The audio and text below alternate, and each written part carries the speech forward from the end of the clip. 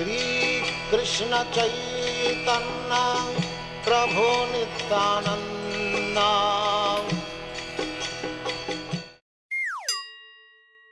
Hare Krishna, welcome. You have found the channel Bhagavad-gita. Here it is, because here it is, Bhagavad-gita as it is. My name is Labangala Tika, and I'm reading this edition, Bhagavad-gita as it is, translation and commentary by His Divine Grace A.C. Bhaktivedanta Swami Prabhupada. And today we are entering into chapter 4, Transcendental Knowledge. So this will be very interesting. We started with introduction, then I quickly skipped over the first chapter because that is very interesting if you want to read the whole Mahabharata, but if you want to enter into the philosophy of the Bhagavad-gita, then it's more like a bridge. So I started mostly from the second chapter, where Krishna pins down the philosophy, the understanding of the soul, and how to live according to the priorities of the spirit soul. And the third chapter has been about activity, and it has also been interesting in a more hands-on way. And now, this chapter, Transcendental Knowledge, now we are starting way back in the past, establishing the roots of this tradition and philosophy. And yes, let's just read it. Text 1. Shri Bhagavan Uvacha Imang Vivashvate Yogam Proktavan Ahamavyayam Vivasvan Manave Praha Manurikshvakave Bravit. The personality of Godhead, Lord Sri Krishna, said, I instructed this imperishable science of yoga to the sun god Vivasvan, and Vivasvan instructed it to Manu, the father of mankind, and Manu in turn instructed it to Ikshvaku. So, Bhagavad-gita and Krishna, they go way back. Purport. Herein we find the history of the Bhagavad-gita, traced from a remote time when it was delivered to the royal order of all planets, beginning from the sun planet. The kings of all planets are especially meant for the protection of the inhabitants, and therefore the royal order should understand the science of Bhagavad-gita in order to be able to rule the citizens and protect them from material bondage to lust. Human life is meant for cultivation of spiritual knowledge in eternal relationship with the Supreme Personality of Godhead, and the executive heads of all states and all planets are obliged to impart this lesson to the citizen by education, culture, and devotion.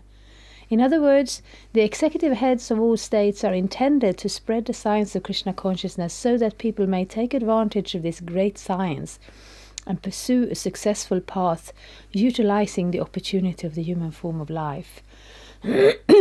So, yes, running a kingdom, or a planet, if you will, is not for the faint of heart. It includes very many different aspects, and nowadays we're fairly happy if a country manages to uphold the material side of itself. The citizens have to be engaged. We have to have what we need. We have to have a certain amount of knowledge, education and culture. And we have to, hopefully, develop good qualities as human beings.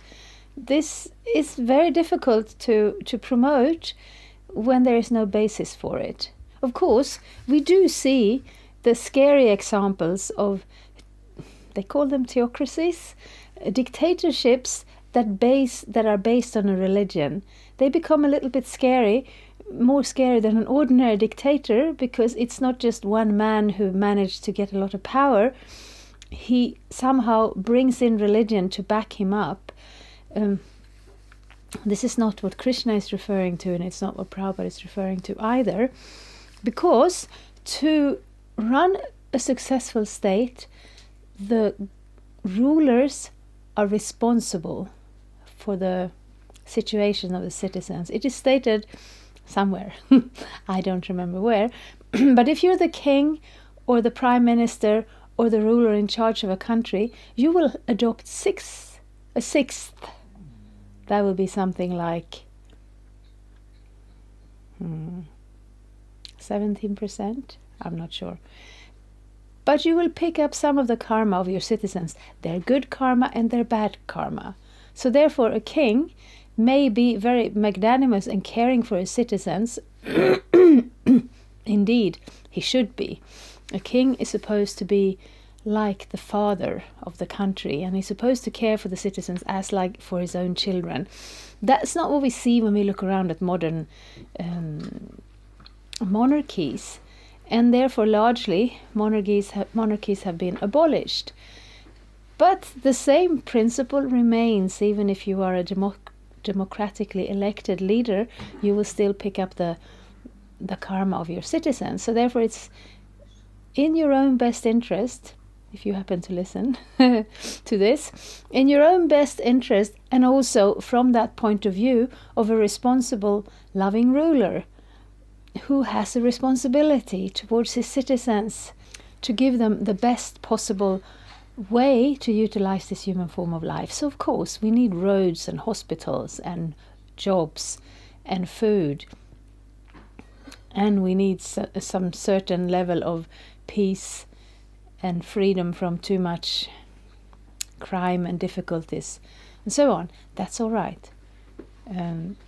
We can sometimes manage that in our modern states, and sometimes maybe we don't manage it all that well.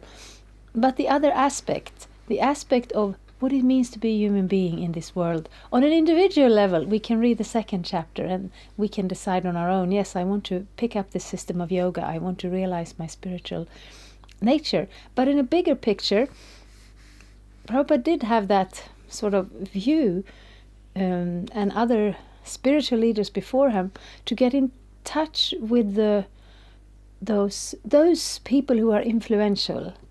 So if in the old time, if a king would pick up a spiritual path, naturally his citizens would be encouraged to follow it also. So that's how most of our religions established themselves. Buddhism established in India under the protection of a king.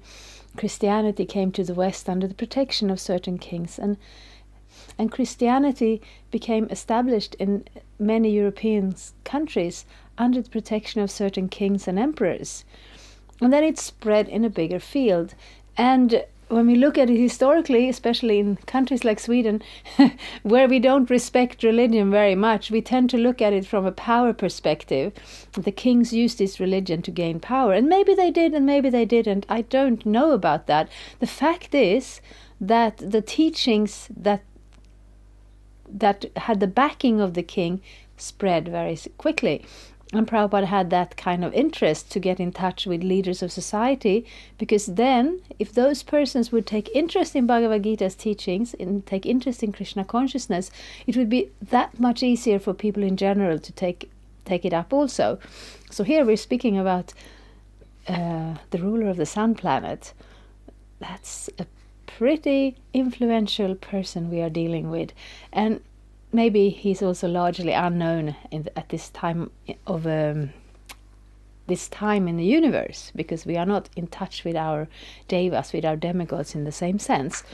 But the same principle still applies. So if you're responsible for someone's well-being, if you have children, if you're a teacher and you have students, or if you're a head of state and you have citizens, then your responsibility is to give them the best opportunity. Everybody will not take it up to a very strong degree, and certainly we do not advocate that you put your police in the streets beating people up if they don't live up to your idea of religion. But the principles of religion can easily be adopted by people in general, and this will create a very happy state, both on an individual level and on the whole level of the country. So, in this millennium, the sun god is known as Vivaswan, the king of the sun, which is the origin of all planets within the solar system. In the Brahma Samhita 552, it is stated, Yachakshure sasavita sakala grahanam radya samasta suramurti rashesha teja Yachakshure sasavita sakala grahanang radya samasta suramurtiraseshateryaha yasyagyaya brahmati sambhritya kala chakro govindamadi purushang tamahang bhajami. Let me worship, Lord Brahma said, the Supreme Personality of Godhead, Govinda, Krishna, who is the original person and under whose order the sun, which is the king of all planets, is assuming immense power and heat. The sun represents the eye of the Lord and traverses its orbit in obedience to his order. The sun is the king of the planets, and the sun god, at present of the name Vivasvan, rules the sun planet, which is controlling all other planets by supplying heat and light. He is rotating under the order of Krishna, and Lord Krishna originally made Vivasvan his first disciple to understand the science of Bhagavad-gita. The Gita is not, therefore, a speculative treatise for the insignificant mundane scholar, but is a standard book of knowledge coming down from time immemorial. So, to some, this may seem to be a rather large claim, but if we keep in mind that we're actually speaking about a book spoken by the Supreme Personality of Godhead, the origin of the whole universe, it is no wonder that he not only spoke it to his friend Arjuna on the battlefield, but has also given this knowledge and philosophy and practical application of the yoga system to other influential people in the universe over time, because for God, time is not so significant. He will still be there, remain there, remember everything. We will come back to this later. For us, it seems millions of years ago. How can there even be a memory? The soul is eternal, but as long as we take bodies life after life, each time we take birth, our conscious memory is wiped clean, and we start with a clean slate. Krishna does not take birth, does not die, does not take up a body and leave a body. He's always eternally the same. He always keeps eternally the same knowledge.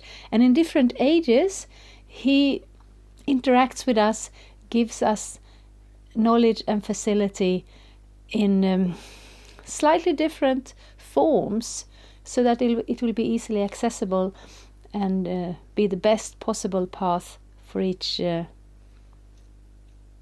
era. So here we're speaking about that time. In the Mahabharata, Shanti Parva 348, 51, 52, we can trace out the history of the Gita as follows.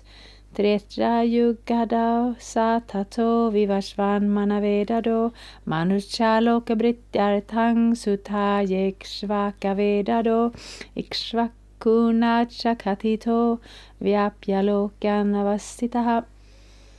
In the beginning of the millennium known as Treta Yuga, this science of the relationship with the Supreme was delivered by Vivashvan to Manu. Manu, being the father of mankind, gave it to his son Maharaj Ikshvaku, the king of the earth planets and forefather of the Raghu dynasty, in which Lord Ramachandra appeared. Therefore Bhagavad-gita existed in human society from the time of Maharaj Ikshvaku. At the present moment, we have just passed through 5,000 years of the Kali Yuga, which lasts 432,000 years.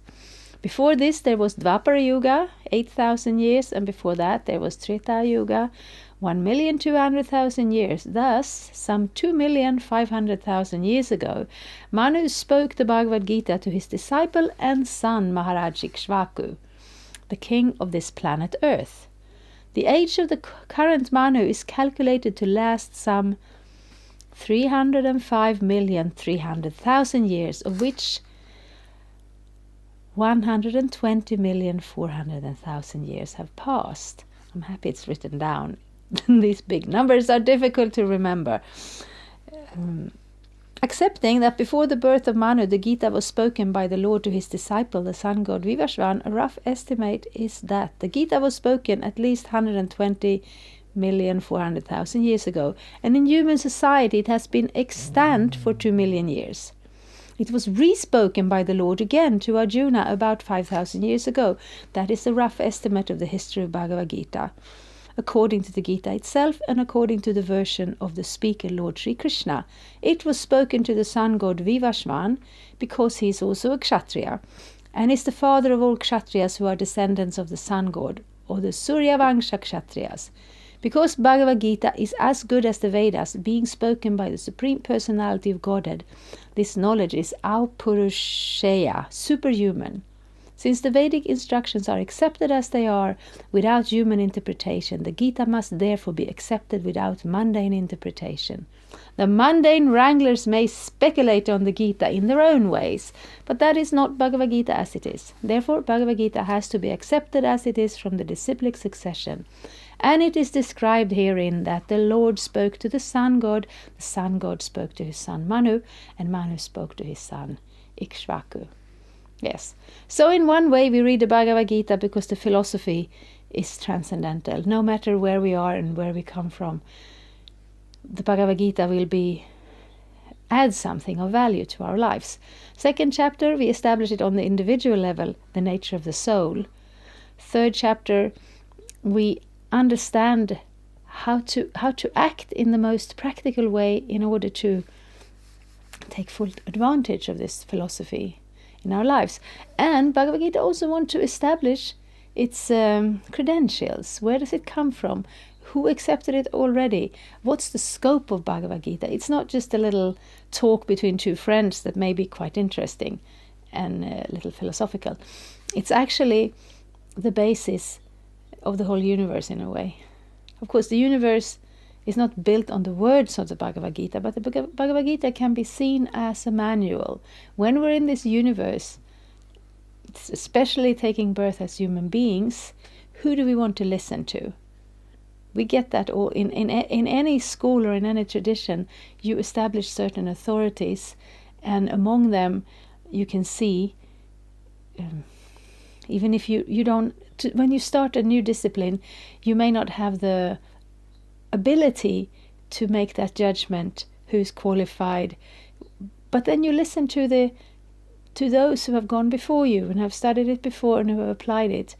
And here, of course, we have Krishna and Arjuna, but Krishna is showing Arjuna this is not just something new that he thought would be a clever response to Arjuna's question, but this is an eternal philosophy that is useful for everyone in the universe, for anybody as an individual person, especially for anybody standing we come to those crossroads in life where our decision will carry more weight, and also particularly if we have responsibility for more than ourselves, in a family, with students, in society, countries, and even planets.